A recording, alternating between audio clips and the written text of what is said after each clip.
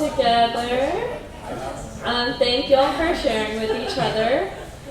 So to give some background about myself, I used to work with children on the autism spectrum. During this time, I found myself not only feeling for my clients, but also relating to their experiences. For example, a lot of my clients had specific sensory sensitivities. This can look like being over or undersensitive to noise, light, or touch. For me, when I was younger, I used to be very sensitive to noise, especially bass. I would feel the thud of a strong or even medium bass in my chest, and it felt like my heart was vibrating. I didn't like that feeling, and I remember thinking, this sound hurts. To this day, I sometimes don't like the sound of bass, especially when I can only hear it without the rest of the music, like when it's coming from another car. I also have misophonia, which is a high sensitivity to certain noises, like the hum of a fluorescent light. Another way I experience neurodivergence is in the way I get tasks done. I often do best when I'm jumping from task to task. When I do chores, I'll do a few dishes, then walk away and make my bed, then go back to the dishes, and then fold some clothes before I clean my cat's litter box, and then finally finish washing the dishes. The result is very chaotic, half-done chores throughout the house until they all eventually get done. While I'm in the middle of one thing, I'll remember that something else that I'm supposed to do and stop what I'm doing to go do that. I do the same thing with my work. I jump between work for my 2 jobs and often have socializing interspersed as well.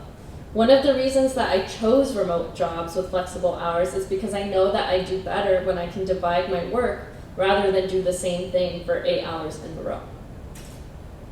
These are just a few examples of how I personally experience neurodivergence. And it goes without saying that every neurodivergent person has their own unique set of experiences. I hope the brief summary I'm about to give is helpful in understanding what neurodiversity is. The term neurodiversity was coined in 1998 by Jawadi Singer, an Australian sociologist. It has become more mainstream as society's awareness of disability rights has increased, and we have learned the language preferred by various groups to describe them. The term neurodiversity is an acknowledgement that different neurological abilities and thought patterns are another form of diversity rather than disability. Here is the original excerpt by Jawadi Singer in which she mentions the term neurodiversity for the first time. Oh, I went too far. For me, the key significance of the autism spectrum lies in its call for and anticipation of a politics of neurological diversity, or neurodiversity. The neurologically different represent a new addition to the familiar political categories of class, gender, and race, and will augment the insights of the social model of disability. To be fair, before writing this talk, I didn't even know the origin of the term neurodiversity. I just picked it up and began to use it as a way to describe those whose brains are atypical or divergent, whether this be due to autism, ADHD, dyslexia, Tourette's syndrome, or a number of other diagnoses, including mental illnesses such as anxiety, depression, PTSD, or schizophrenia. It's important to note that neurodiversity is particularly associated with autism, even though it can apply to a range of diagnoses. One might also not even have any diagnosis, but still consider themselves neurodivergent. Basically, neurodiversity encapsulates a whole group of people who think, behave, socialize, or emote in ways that are not considered normative. People who are neurodivergent also generally experience social and external challenges due to society not being made for their neurology, and as Singer put it, are therefore a marginalized group. Now, hearing about this may make you wonder if you're neurodivergent. I want to emphasize that it's definitely a spectrum, and most of us have some neurodivergent traits. And because it's a spectrum, the line between neurotypical and neurodivergent is blurry. Neurotypical is like a normative way of thinking.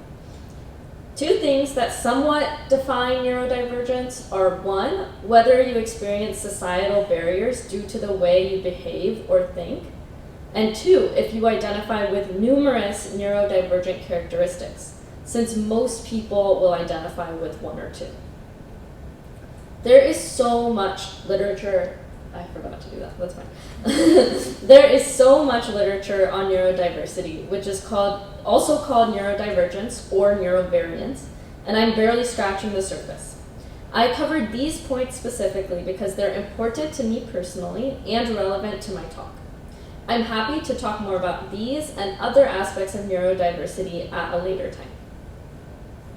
Okay, so now that we have an understanding of neurodiversity, let's get into the different ways it can interact with faith or religion. I want to start with ways that I've seen neurodiversity historically expressed in the church. Two groups especially come to mind when I think of Christian neurodiversity. The first of these is ascetics and hermits. Asceticism is an ancient religious practice of strict self-denial for personal or spiritual reasons. At its most extreme, ascetics live in the forest and live off of nature. They're socially isolated and often fast for weeks at a time. Although in today's society we might consider this highly abnormal behavior, ascetics were once considered extremely holy. There are many ancient stories praising ascetics and calling them saints. People revered ascetics and aimed to have an ascetic lifestyle. Their eccentric behaviors of eating limited food and living outside of society were actually desirable. One specific hermit that I learned about in my early Christian sexuality class was Paulos of Thebes, who is thought to be the first monk to adopt an ascetic lifestyle. That's it. According to the legend, Paulos went into hiding to avoid persecution. He fled to the desert and found a cave that he saw as a gift from God, so he lived there for the rest of his life, praying in solitude. He used palm branches for food and clothing.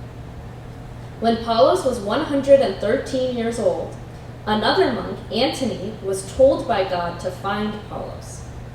90-year-old Antony made the arduous journey to the distant desert where Paulos was. When they gather and sit to eat, a raven lays down a loaf of bread in front of them, and Paulos explains that for the past 60 years, God had provided him with only half a loaf. But today, God gave a whole loaf to provide for him and Antony. Then they debate who should break the bread for the entire day. Paulos says he should break it because he's the host, while Antony says he should break it since he's younger. Finally, at the end of the day, they decide they will each hold one end and pull. After they eat, Paulos tells Antony that he'll be dying soon, because he's 113, and would like Antony to bury him in a specific cloak, which Antony walks all the way back to his home to get, and doesn't eat or drink before heading back with the cloak. The text says, Antony was, quote, longing for him alone, thirsting to see him, having eyes and thoughts for none but him. He was afraid that Paulos would be dead by the time he arrived, and he was right. Paulos' lifeless body was in a kneeling position with his head erect and his hands uplifted. Regardless of the accuracy of the story, these legends were a staple to Christian culture and represented the values of the time. So many things about this story are neurodivergent to me. From the living in solitude and making their own clothes, to eating the same thing for 60 years, to being so committed to routine that his lifeless body is in a praying position. Not to mention how queer this text is, which often goes hand in hand with neurodivergence. However, the thing that really drives it home for me is the fact that they spend an entire day arguing over who should break bread, because both of them want to show respect to each other.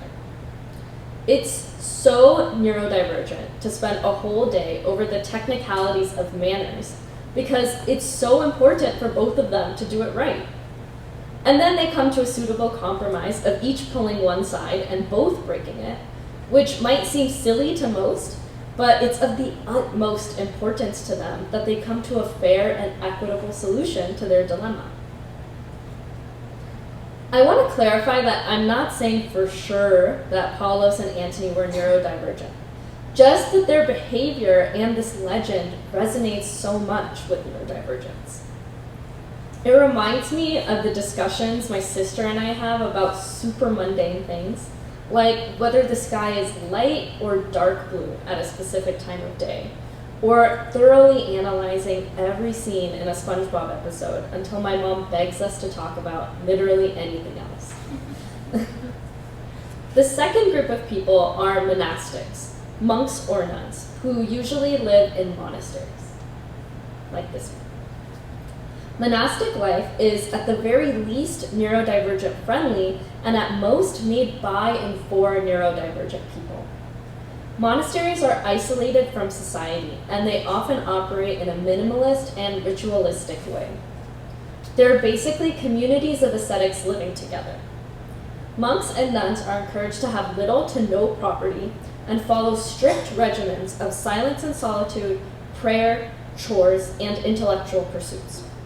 People often spend their whole life here, studying theology, science, or philosophy. They come together for mealtimes and often eat the same food before going back to their studies. Monasteries are an expression of neurodiversity within the Christian tradition. They're accessible, comfortable, safe, and holy for neurodivergent people. Professor Amar Annis writes about this connection in his book chapter titled Asceticism in Ancient Mesopotamia and Syria, a study of autism in antiquity. He says, the comparisons of ascetic activities to behaviors observed among the population segment on the autism spectrum suggest that the cultural institution of ascetic monasticism did not emerge without an impulse from nature. Gradually, the high monastic culture and the neurological condition of autism became completely intertwined. Among academic research in theology and religious studies, there's an acknowledgement of this interconnectedness between autism and asceticism, an ancient religious tradition. And as we saw in the story of Paulos of Thebes, this connectedness is apparent in the descriptions of their behavior. So the integration of neurodiversity and faith is not a new concept, but rather one with a deep and rich history that continues today. Today, many groups and individuals have worked to create a neurodivergent theology. One person who's been working on this type of theology for a while is the autistic theologian Erin Burnett. I found out about her through this really interesting interview she did for a podcast that I listened to. An important aspect of neurodivergent theology is platforming the perspectives of neurodivergent folks without the goal of having them conform to theological norms. Like liberation theology, neurodivergent theology values the unique perspectives that come from neurodiverse folks and celebrates them and the diversity that they bring to the church. Neurodiverse voices are seen as prophetic and another avenue through which God speaks to us. Neurodivergent theology asserts that masking or hiding one's neurodivergent behaviors is not needed to connect with God, and God is in all of us. Neurodivergent people are also created in God's image. All ways of relating to God, normative or atypical, are important. In fact, the Christian community can benefit from learning non-traditional ways of relating to God that might actually be more accessible for some people. For example, some neurodivergent folks, especially those on the spectrum, connect most strongly to God through seeking to understand God's word or making sense of God on an intellectual level. As Erin Burnett said in her podcast, how can the heart adore what the mind cannot understand? Some neurodivergent Christians are the ones who are doing the rigorous work of actually creating a theology and faith for themselves that aligns with what they know to be true rationally. Their desire for the world to make logical sense can benefit all of us through their contributions to theology and integrating science and religion. Now, I want to put this theology into practice by reading a text through a neurodivergent lens. We're going to look at the parable of the unjust judge and persistent widow in Luke chapter 18. It goes like this. Then Jesus told his disciples a parable to show them that they should always pray and not give up.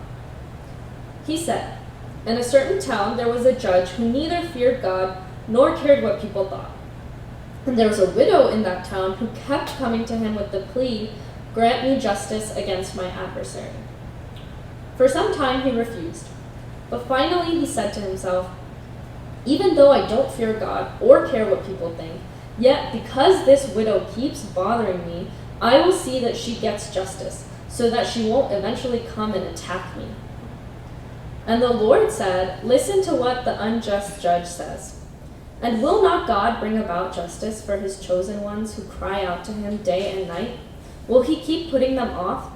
I tell you, he will see that they get justice and quickly.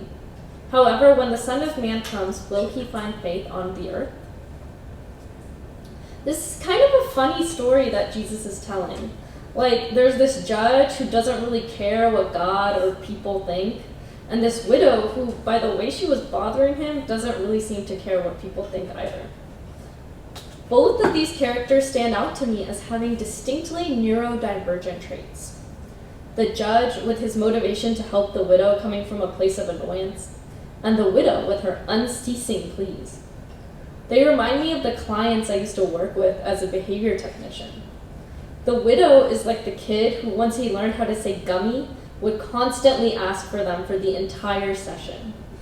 And the judge is like the kid who would only do what I ask after I'd repeated myself so many times that he just wanted me to be quiet so he could go back to playing by himself. They're so endearingly neurodivergent. Recognizing these characters' behavior as neurodivergent is significant because Jesus says we are the widow. There's the widow. In this way, Jesus is, in a sense, urging us to behave in a neurodivergent way. Now, I don't think that the point is that God doesn't listen to us unless we annoy them. I think Jesus is giving us permission to be persistent, maybe even in a neurodivergent way, without self-consciousness, insecurity, or hesitation. It's pretty beautiful and validating to see neurodivergence not only represented in Jesus' parables, but actually encouraged. This brings me to my last point. Neurodiversity is an important part of God's creation and should be honored as such. Oh, yeah, okay. I might have mixed up the order of the slides, but I think it's fine.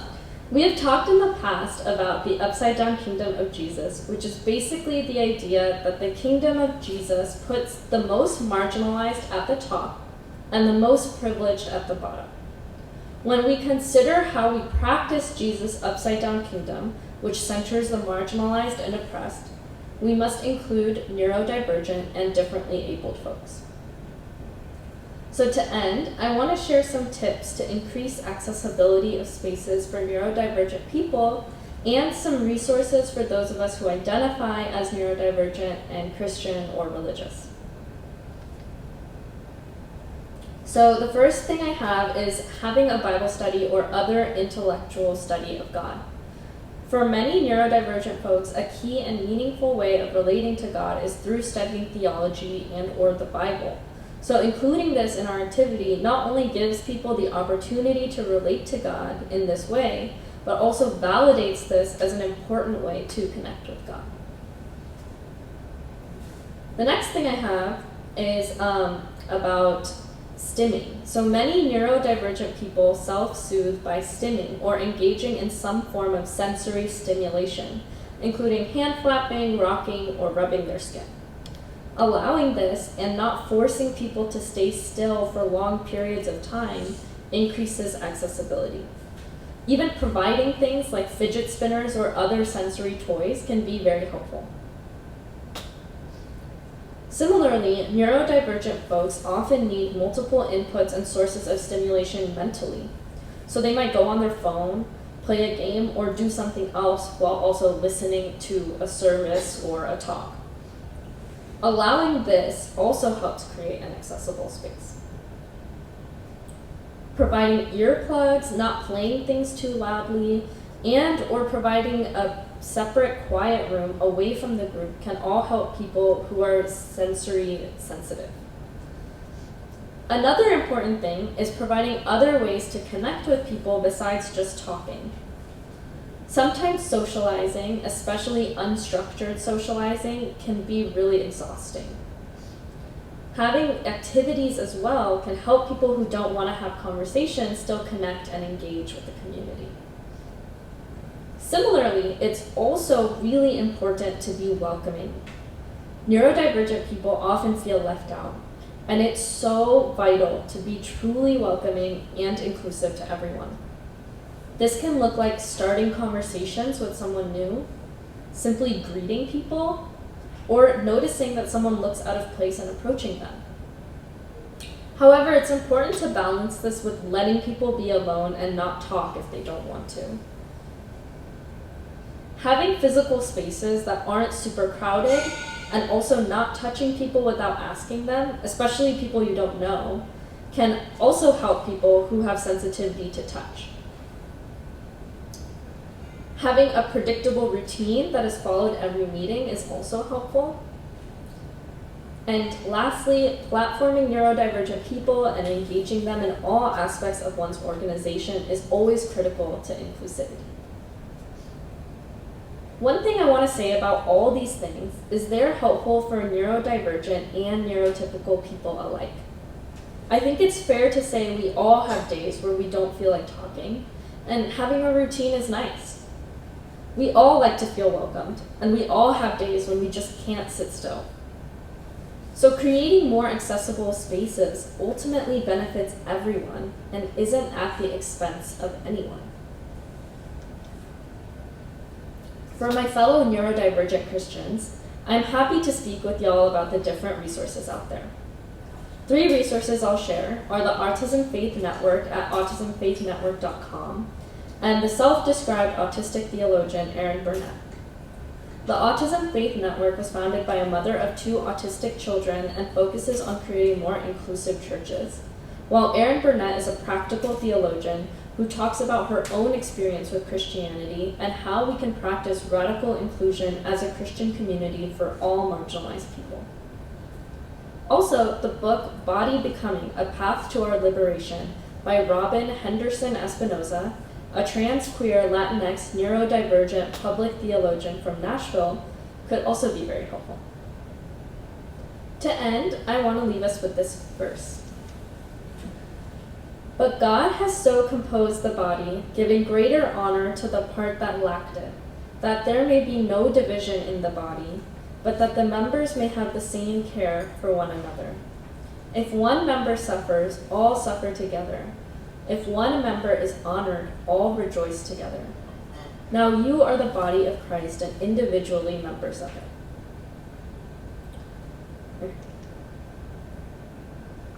I want y'all to share again with each other in 2s or 3s what stood out to you, and if there's a way you want to apply this as a neurodivergent person or someone who wants to create more space for neurodivergent people. I'm going to bring us together. I hope you can continue these conversations afterward.